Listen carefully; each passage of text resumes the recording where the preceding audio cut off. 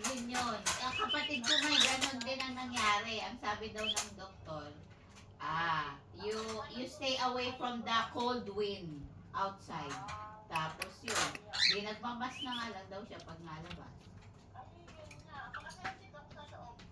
Wala. Oo, kami din. Ganun ang nangyari.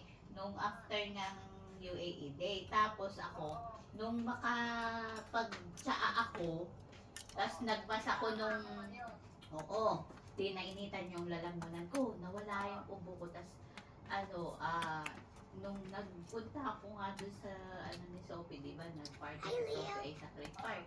Nagmas ako noon.